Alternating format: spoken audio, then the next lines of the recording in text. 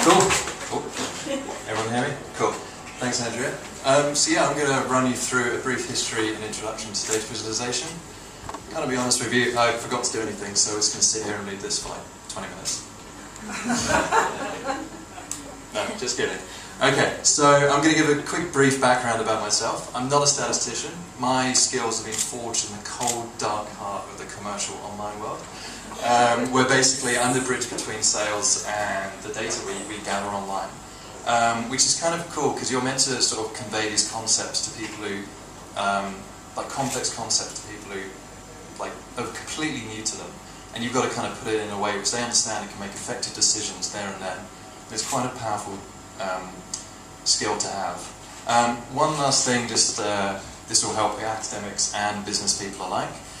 Little tip, if you get asked a question of how to make something work in Excel, go away, Google it, come back, and you'll seem like some kind of super genius. It's lasted me well in the last 8 years of my career, and I've literally been called an Excel wizard about 5 times.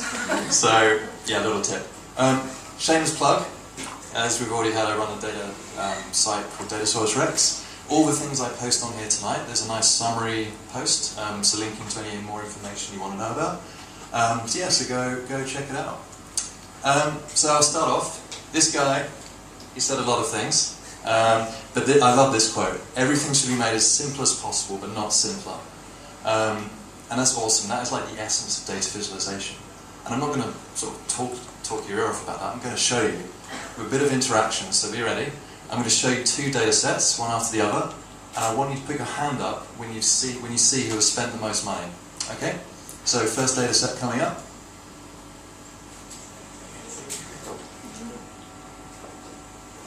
Okay, we've got a few hands now, like for those who can't see it. So it is Robert, but that took about 5-6 seconds. Okay, we're going to do the same exercise again with the second data set. Okay, so you can kind of see less than a second. It's Julian, and I don't know what she spent hundreds of thousands of dollars on, but that's not the point. The objective was to find who spent the most money, and you can see here the view of the data was made as simply as possible, but the actual objective wasn't compromised, and that is the essence of data visualization. Now, before I run you through a history of how it all came to be, we're going to cleanse our palates with bad examples. So, who here drives a car? Okay, quite a few. So when you're judging a car on its merits, like speed, handling, all that kind of stuff, that's great when you make your purchase decision. However, if you try and visualize it, don't do it like this. It's a complete mess. For those who can't see it, it's just a web of lines all over each other, and it does not make any sense. It's also pretty subjective. My 5 fun to drive could be your 3. It's great. And ironically, this is an infographic about cars. We can't find the key anywhere. And yes, ladies and gentlemen, that was a graph joke. I made a bet with a friend that I would put this in at least one graph joke, so we've got that out of the way. Thank you for your laughter and groans. Okay, we'll move on. Who understands proportions? You know, something's twice as big, you expect to see it twice as big, like when you're representing it. That's not the case with the New South Wales health system. Again, for those who can't see, it's kind of a bar chart where there's only like a 7% numerical increase in the stats, and they've decided to represent that with a 700% increase in the bar. So it's just kind of going to show how bad data visualization can be misleading, and it's kind of naughty, and I don't like it, unless I'm trying to get a raise. Thirdly, charts can just be shit. I think everyone's finished eating, so we're kind of good here. But so it kind of does the job. You know, you're all going to walk away here and know that poop is 75% water, and if it's not that colour, you should go see a doctor. But it's still kind of gross. They could have done it in a better way, but like not putting you off your food. Yeah, so there we go. So now I'm going to kind of run through a brief history. We've seen the bad ones. Just to kind of see how humanity's come to like tackle the problem of visualizing data and making sense of this mountain of information, even hundreds of years ago. So the first recorded case, it was this kind of Russian riddle question. There's this real life city, there's 4 land masses, rivers going through, 7 bridges, and people want to know, can you actually cross every bridge once and just once? Yeah, that's pretty cool. But when you're looking at it here, like, do you care about the houses? Do you care the shape of the river? And distance. Not really. It doesn't help you get to solve your problem. So a guy called Leonard Euler kind of distilled it to its most basic elements. So he basically made these circles represent land masses and the black lines represent bridges. So you can just get straight to the heart of the problem and figure it out. Now I won't let you guys stuff it. You can't do it. Don't try and work it out. But yeah, it's kind of the first recorded case.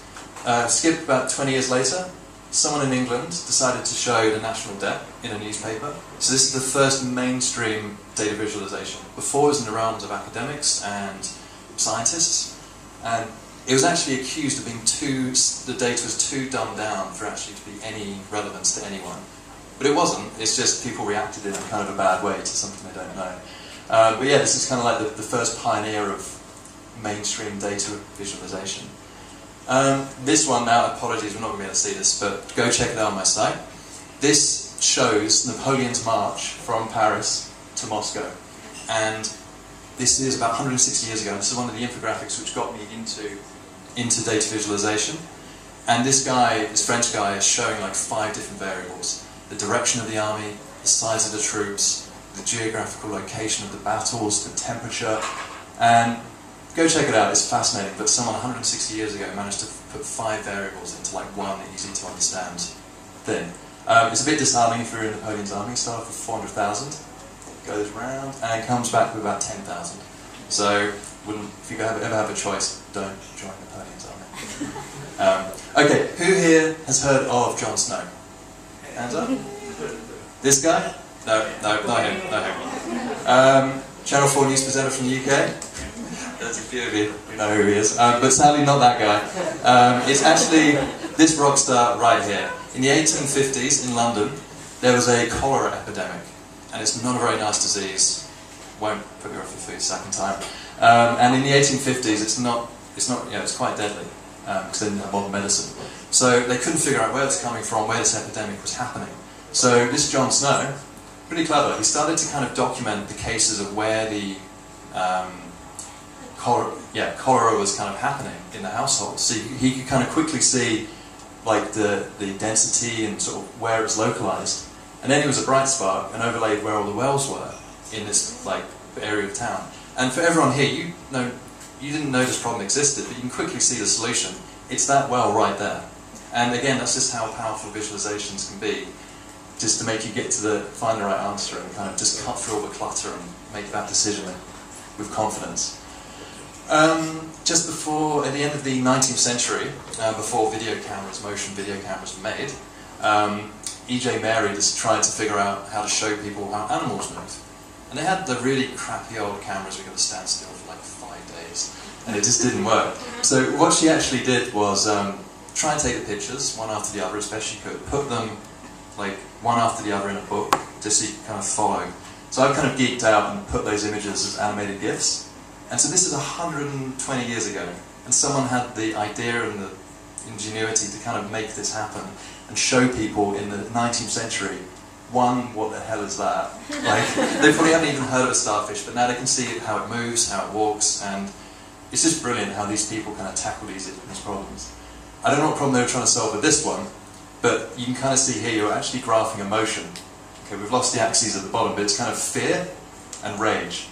And I don't know how he got the dog or the wolf to kind of be different shades of scared and angry. But it's just kind of showing how even emotion can be visualized, and you kind of just can like pick it up quickly and easily. Poor dog though. Hopefully got to bite the guy. So there we go, brief history. So we've kind of seen how representations of data aren't just limited to graphs and tables and numbers.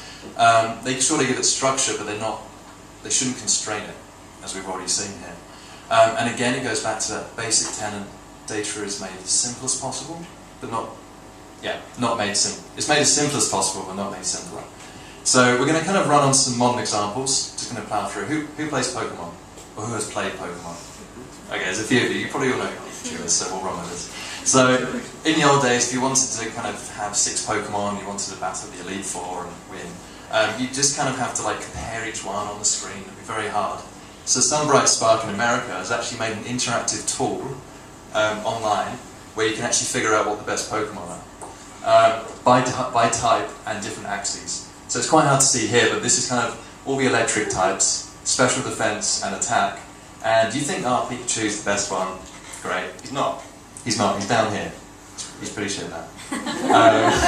If you want an electric Pokemon with special attack and defense, it's this thing. I have no idea what that is, but that's what you want. So yeah, you just go online, play around, and it's like, it just makes the data accessible and understood to anyone. So have a play after tonight and impress no one. Okay, so who's seen a cartoon? God, everyone's hand's got to go on that. Okay. So basically, cartoons, if you think about it, are visualizing like graphic data, like they're one frame after another, and by themselves, they don't make any sense. Like, what's the lad doing? Is he walking away from it? Is he walking towards it? Is he doing a little jig? Like, who knows? But with one frame after the other, you can kind of intuitively figure out what's going to happen, what's going on, and if you haven't seen this film, go see it. It's amazing. But I'm just trying to say that again, data isn't just limited to numbers and stats. It's whatever you want it to be, as long as you're telling that message in a visual capacity. Same when you talk about why public transport's great. Sure, you can bore everyone's ears off and quote stats, but just show them this 4-frame slide. And again, for those who can't see, it basically is 4 frames of how many cars are on the road. They get rid of the cars, they show the people standing in place, squidge them together, put them on one bus. So for about, I think, 20, 30 cars, you get one bus. And I really hope someone here is from New South Wales Transport, because we need more public transport, because I do not like the rush hour here. Also, when you try and say how long humans have been on the Earth and how long the universe has existed, whenever you start telling people, their face just kind of goes, oh, okay, great, like you can't comprehend these giant sizes and scales. So the best way I've found is on this awesome infographic, which you can play around with. There's a link to the slide again. But effectively it goes through and shows you how long each species, Big Bang, how when the planets are formed. And when it gets to it, we're this tiny little pixel. And I guess it's less depressing than our galaxy getting destroyed, but it's still amazing to see how long we've been here, and it kind of puts things into perspective. But again, for someone who has no idea of, like, if you just ream stats at them, they won't get it. But this, you get it in like 5 seconds. Also, keeping track of natural disasters. So, I've been in this country 4 years, and I've seen friends and family members like genuinely get concerned about bushfires, as they should. But I've heard most people like listen out on the radio and just to see if their town's being mentioned, and that still gets the information across. But Google has done this awesome thing called Google Crisis Maps, and they look at bushfires in Australia, tsunamis, earthquakes, all these other kind of natural disasters. And I've just focused on here, but now you can kind of quickly see if like you or your loved ones are safe, if like the intensity of fire and all that stuff. So it's just kind of the information is coming to you in a way you can process it and make sense. And if you put it back to that, the analogy that I just gave you, listening to the radio, it's so much more efficient, and you just kind of, and it's real time. Those bulletins come like every half an hour. This is updated like every couple of minutes.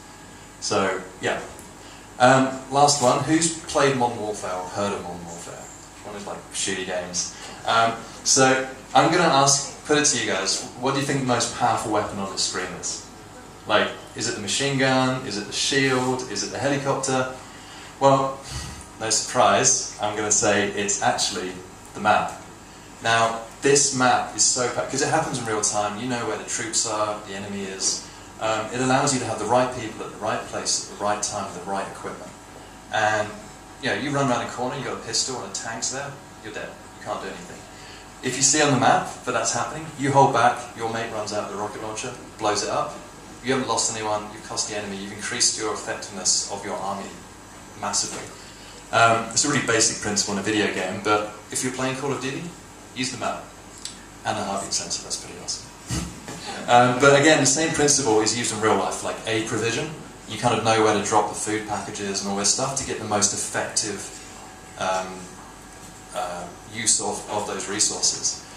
Same for airlines with air traffic control. Again, you could be looking at a table of data, but you have no idea how that's going to go, what that's in relation to. So the way they have real-time airplanes flying around is, just kind of cuts the cluster and gets to what you need. So that's the modern example. So we've seen how good data visualization can make data accessible to a wide audience. There were a lot of concepts I ran through there with those data visualizations, but hopefully you kind of just quickly got them just through these simple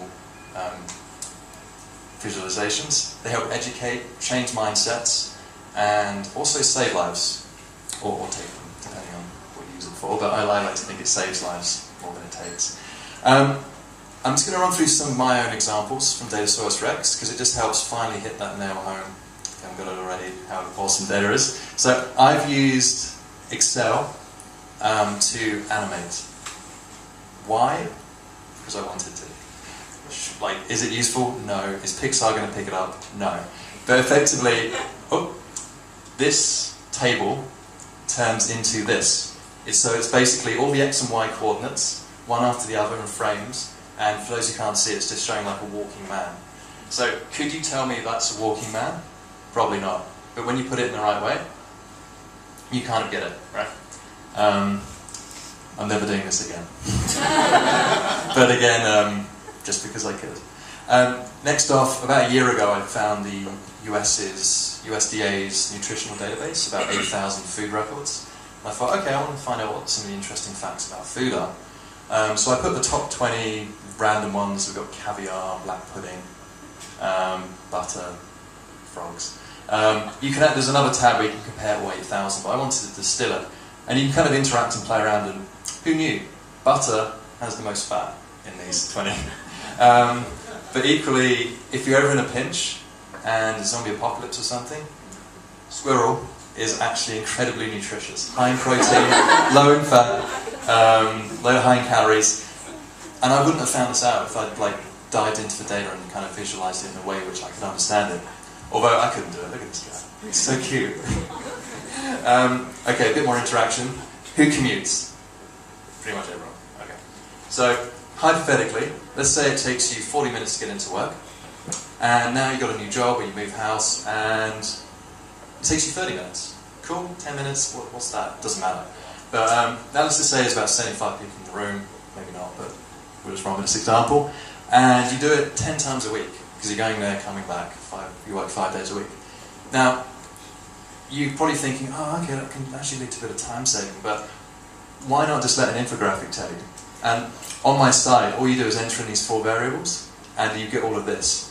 So very quickly, you get that message across. And I've used this in business to show how small efficiencies can lead to a massive saving. So just by cutting your commute by 10 minutes, you can quickly see that it's like you get about 10 working days back a year to read, learn a new skill, exercise more, whatever you want. And if there are 75 people in the room, it's hard to see. We've actually, and our average salary is about 60 grand. We've saved about $176,000. I'll be collecting some money at the end of this show. Show you how much you can save of time. But again, so we're kind of coming to the end now. So I'm just showing you how, to sum it up, data can be visualized as simply as possible using good techniques. It makes it easy to understand and drive change for people who might not even know anything about the full subject matter.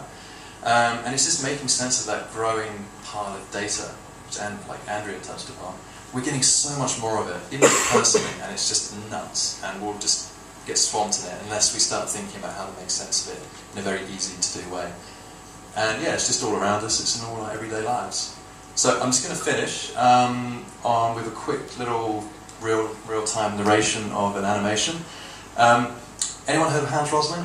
He's this kind of cool, I think he's cool. He does all these TED Talks where he talks over data and GDP over life expectancy, birth rates and stuff. And he's one of the guys who got me into data visualization, so this is kind of my ode to him. But I did it with nuclear testing data, because we've actually launched we've set off about 2,000 nukes in the last 80 years, which is crazy. So I basically put it all in, animated it on a map, and we're going to see the results, and I'm going to talk over them live. So, sorry guys, you can't see, but I want to get this one through. So, okay, so we start off. We all know the story, 1945 in America, but then they kind of move on to some islands. Oh, this is really terrible. Okay, what I'm going to do, I'm going to skip this, but effectively it's on YouTube. Go check it out. Sorry, but I do have a summary slide. I can kind of quickly talk about that. So, strangely enough, the UK this is Australia, believe me. The UK actually tested nuclear things, detonations in Australia, so it's not just rockets. So don't ask me why England... Yeah, I'm going to apologise on behalf of the British people for using your backyard as a testing area for nukes and rockets. But no, you kind of see here, like, China is pretty smart. They just keep all their nukes in one place. Russia's kind of all over the place. But Russia set up it's called the Tsar bomb. 58,000 megatons. The second biggest is 15. No idea why they did that. I guess they just wanted to see who had the biggest bomb. And, yeah. Also, interestingly, England did test in America, and France really hates these French Polynesian islands. They dropped about, what do we got, about 100 nukes down there. I don't know what they got against that. You can kind of see, it's a bit hard to see, but like there was a truce in about the 60s, 70s, and then they kind of just make up for lost time, Russia and America. Like they must have had all these nukes lying around, so they kind of weren't sticking to that truce. And last off, France. If anyone can explain to me why France is the third biggest detonator of nuclear things. Oh. Yeah, tell me. Because I'm dying to know, like, there's a tiny country and they're like, oh, we've got to set off all these nukes. Let's go for it. So there we go, guys. Yeah, go check everything out if you're curious. It's all there on the site. And I'm open to questions on about data visualization, how I came to make this talk, all this stuff, so just fire away.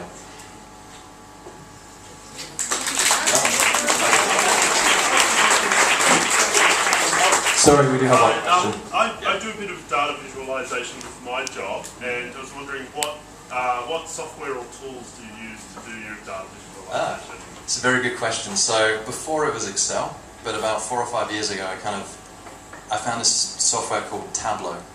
Very powerful. Put it into perspective, Excel can handle 1 million rows of data. Tableau can handle, I haven't hit the limit yet, I think about 200 million with all the advertising stuff I look at. And the way I describe it is Excel on steroids. It's just easy to use, drag and drop, you see what you need to see. No need for coding language. They even have a free version. All those like interactive tools I've shown online, you can actually download the software and try it out and just grab the good data. Yeah. Oh, Justin? Do you have some sort of philosophical underpinning for which data sets you're interested in, why, and how you present them? Is there some sort of normative sure. part of your work? Yeah, so I guess what interests me for what kind of data I like to look at outside of work is just the kind of really interesting stuff no one's like tried before, or to try and help tell a nice story. And I guess I'll use the most recent example. I found the air crash data for the last over 100 years, and I wanted to kind of just dispel this myth that air travel is really dangerous, and because it's sad what's happened to the most recent crash, but it's creating a lot of fear-mongering, putting people off. So I like to kind of use data for good, just to kind of help people overcome any prejudices or mindsets. And I'm actually working on another one which looks at the Bechdel test with women in films. I just need to do that next, yeah. And there's another one where I'm, what else? No, another one where I'm looking at like the global terrorism database, just to kind of put it into perspective. It's not just a Western thing, it's like the global thing. But I'm just trying to find the right way to visualize it so you guys can like dig in, dive in, and find out the right stuff. So yeah, just data visualization. I love problem solving. There's so many problems to solve with good data visualization, and if you can tell the right message, all the better. Any more questions? I'm so shy. No? Okay. Oh, sorry. We're going. Just about bias, because obviously when you visualize, you tend to introduce your own bias in the data. Yeah, I guess. How do you, I mean, you obviously want to convey a specific message, because you said you like to present a positive message.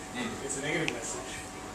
Yeah, no, that's a good point. I guess I haven't faced any kind of like any kind of being torn ethically yet. Like I haven't found this trend which I really don't want to show.